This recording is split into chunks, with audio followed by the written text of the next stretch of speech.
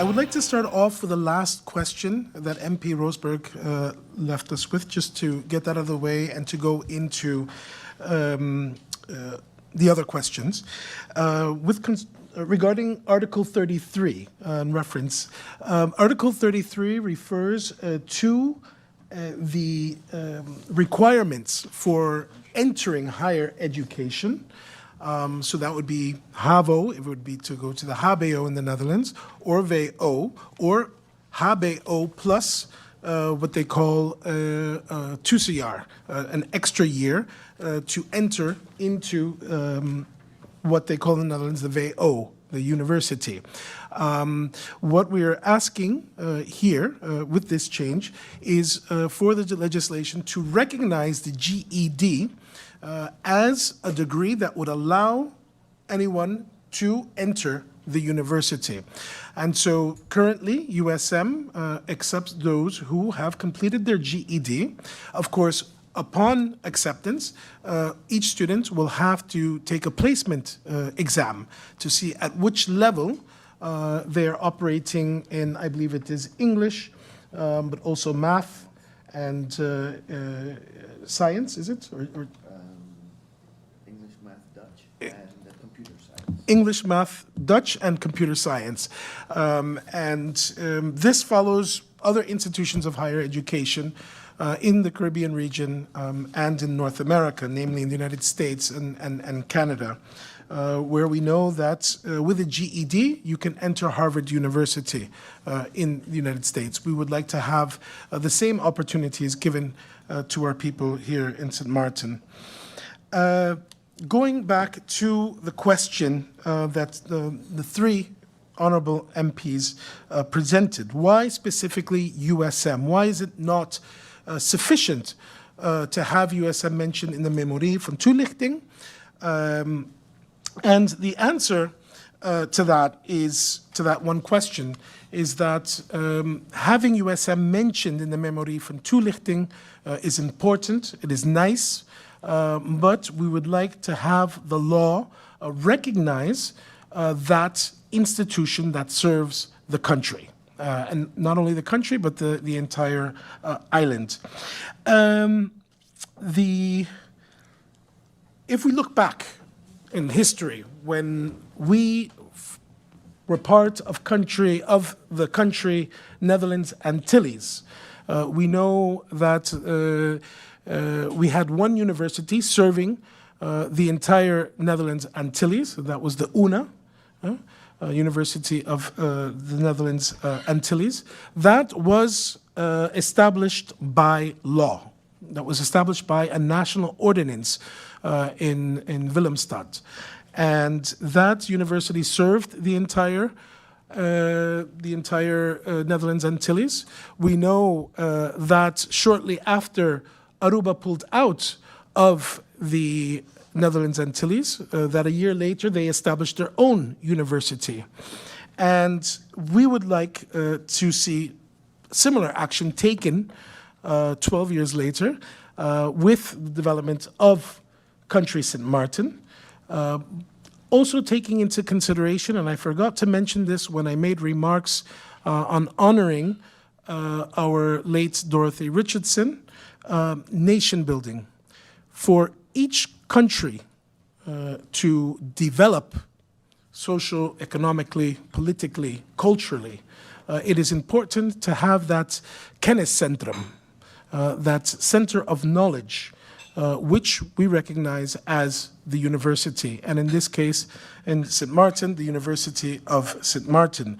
So we would want, of course, the university to be recognized within the law, not just the Memorie van Toelichting, but also specifically state the country's commitment to supporting this kenniscentrum, this center of knowledge that we call the University of St. Martin, and yes, with funding.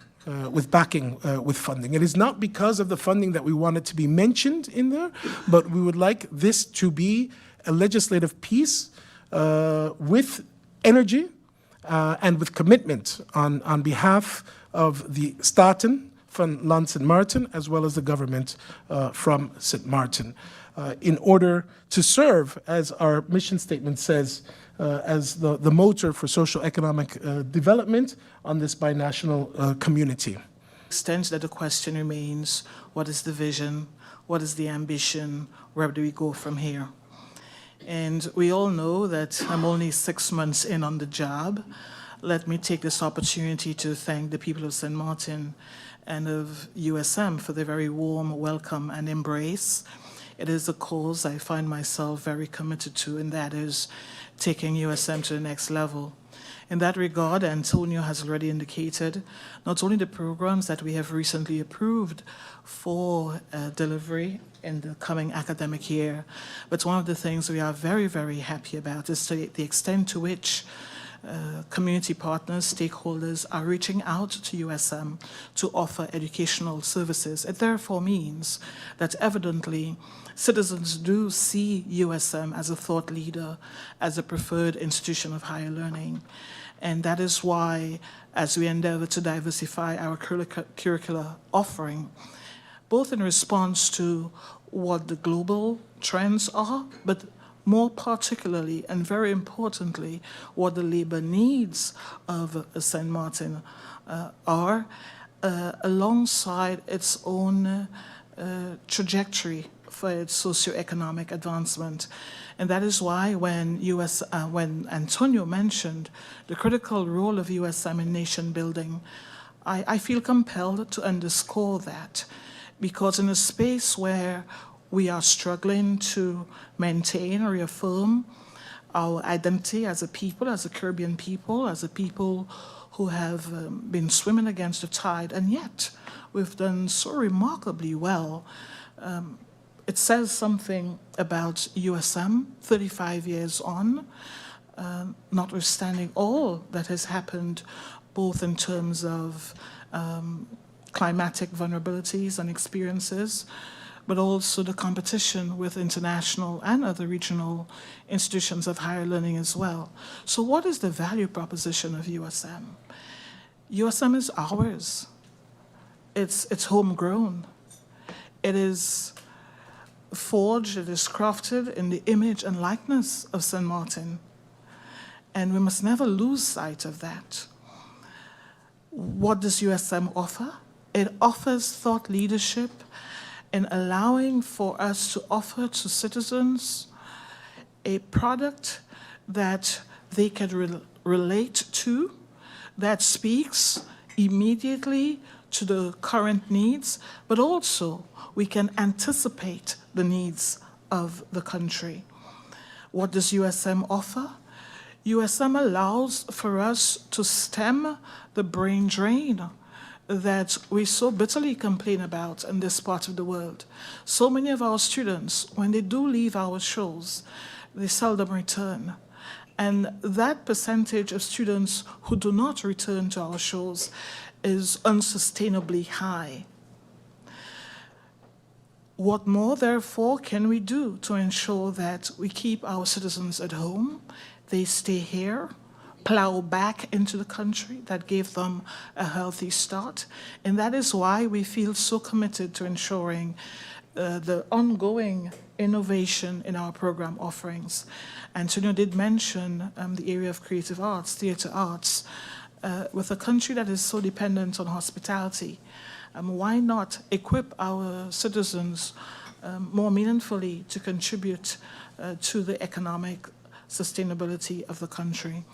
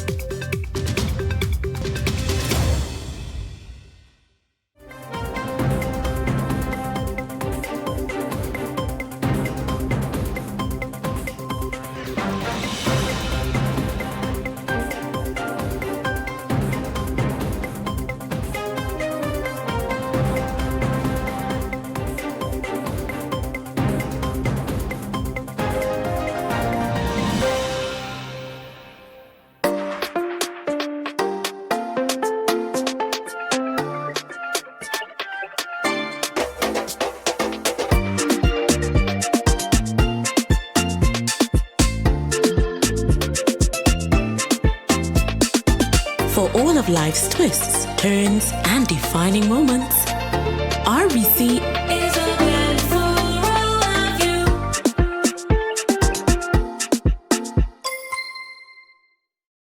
SXM, your social and health insurance. SXM,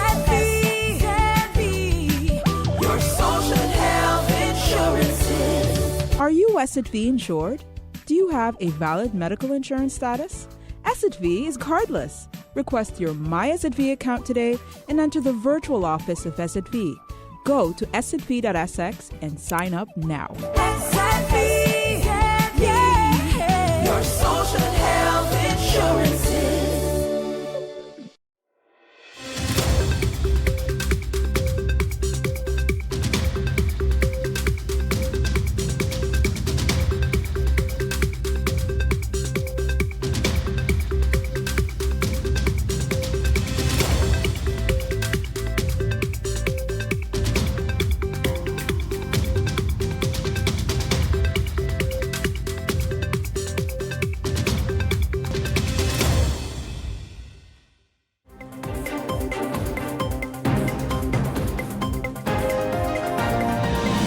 The opening ceremony of the Public Management School, EMP, was held at the Grand Cause Beach Club.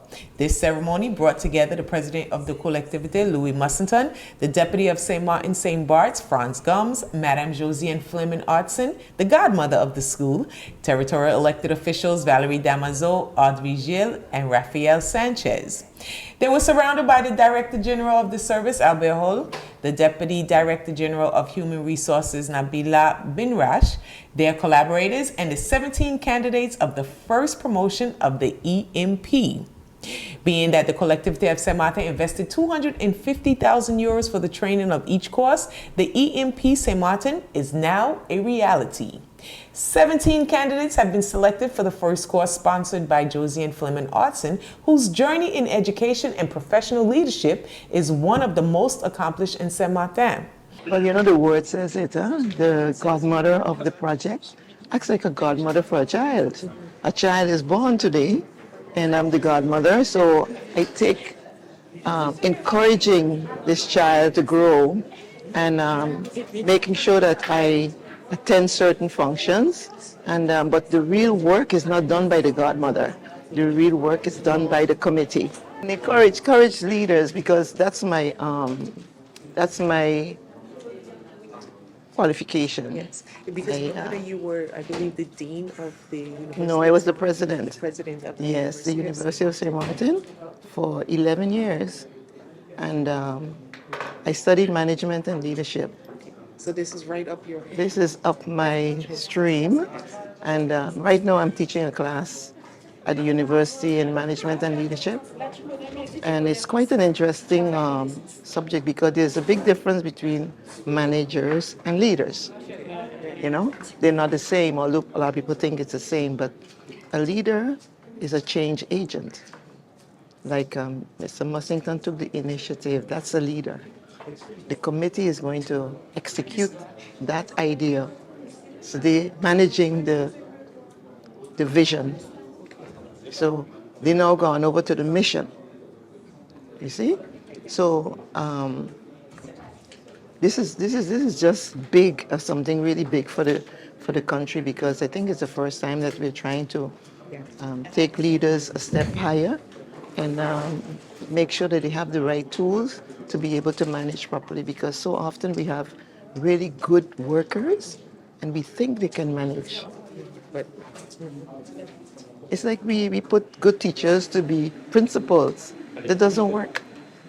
A lot of times it doesn't work because you don't have the tools yet to be that leader that you really want to be. So what we're doing here is really fantastic. I commend the president, and the committee is working very hard, because I've had some sessions with them and they're doing a good job. Thank you so much. This public school is strongly supported by the European Union, who finance 85% of the operating costs of the EMP St. Martin and its qualifying training through the European Social Fund. The EMP aims to meet an identified need for professionalization in the management of territorial public services. President Louis Musson thus reiterated the need to support today's and tomorrow's executives by providing them with the necessary tools to enhance their skills. We made it clear, abundantly clear, during the campaign 2 years ago, that we need to upgrade the skills of our workers in order to be more efficient and effective in their day-to-day performance. But it moved from being just a lip service to a concrete action. So this is the result here today. And I am very pleased and I'm happy to know that there's a team at the collectivity who took this matter in a very serious and a responsible manner and brought it to where we are today. We are now opening the School of Management, Public Management. So which means to say this, and I'm also very much pleased and grateful about is to know that many youngsters at the collectivity have volunteered to spend the next 9 months following the program.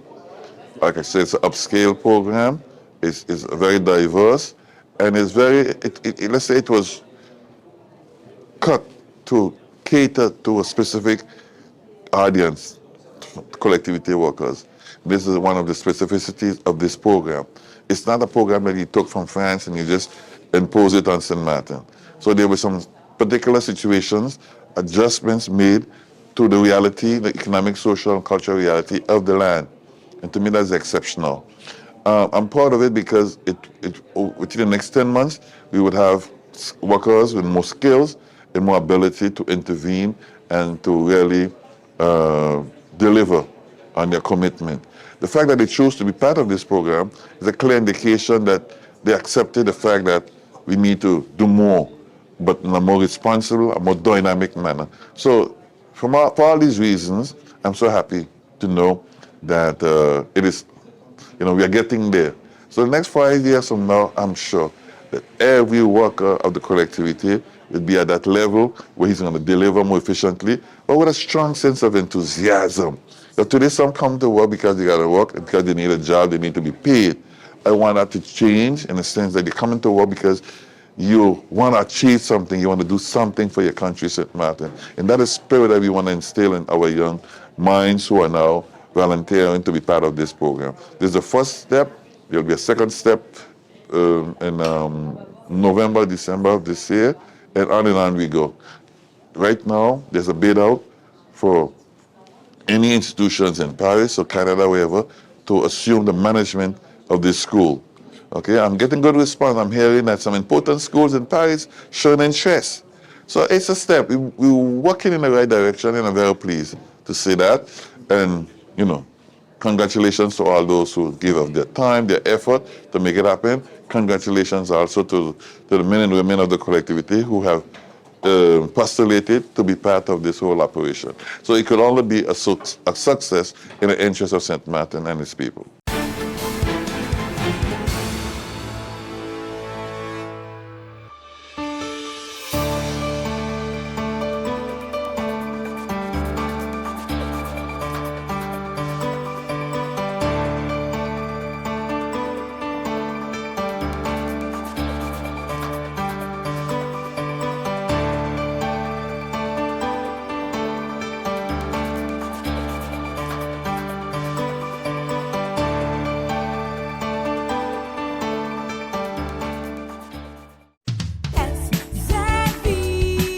Your social and health insurance is your social and health insurance. Are you SXV insured?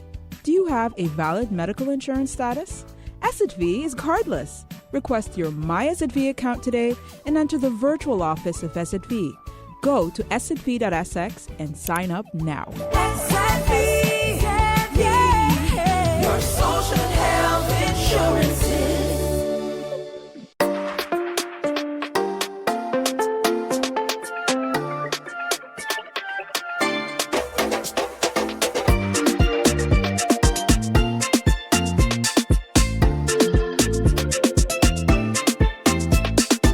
For all of life's twists, turns, and defining moments, RBC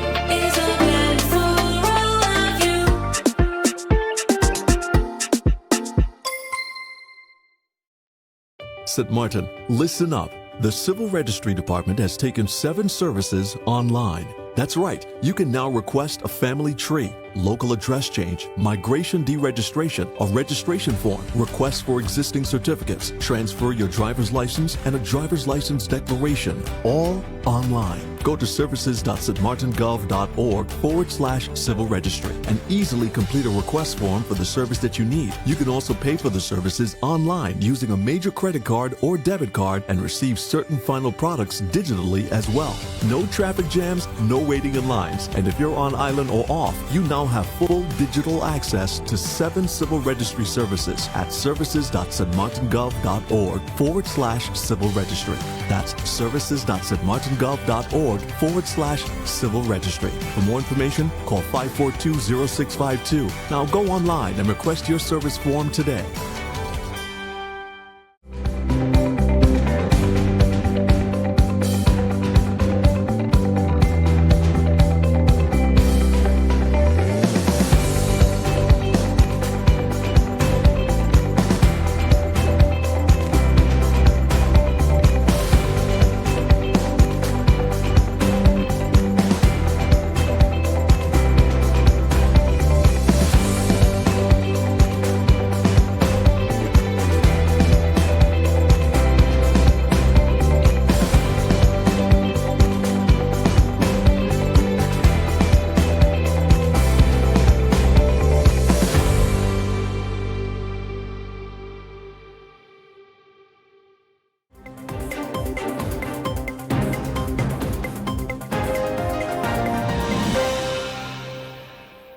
Another brawl, this time in St. James. However, this one was fatal. It's reported that 15-year-old Ranil Plummer, a resident of Point District in the parish, and other students had an altercation at the Irwin High School on Wednesday. But he was attacked and stabbed as he walked along the roadway leading from the school yesterday. He later succumbed to those injuries. It's not clear at this time what led to the altercation. President of the Jamaica Association of Principals and Vice Principals of Secondary Schools, Linvern Wright, says despite the best efforts of the Ministry of Education and school administrators, some children resort to violence to resolve conflicts. Mr. Wright says the situation requires all of society intervention as violence among students is at crisis levels. He was reacting to the outbreak of violent clashes involving students of several corporate area schools. The dispute has reportedly stemmed from a love triangle. A meeting to resolve the issue is to be held at Calabar High School today. Speaking today on the morning agenda on Power 106 FM, Mr. Wright says violence has become the default response of children because they see it as acceptable behavior. All of us as a society have this thing to deal with, and I don't think that we have really put the time and resources in dealing with it. Or the problem has just become bigger than all of us. Because I think a school really is the last place that you would want to have this dealt with. And I think what this means now, that these school leaders have to be taking this on, is that every single one of us, from school leaders to Prime Minister to Governor General to every single person, has got to understand that this is a crisis. That when your children who are supposed to really not have got to this stage as yet are at this stage where all of us as a nation are in fear and in horror because of how they have played out. The examples, I think, as a nation, we have given them, and how the dynamics of our nation have brought them to that kind of violence. Kerry and Simpson, TVJ News.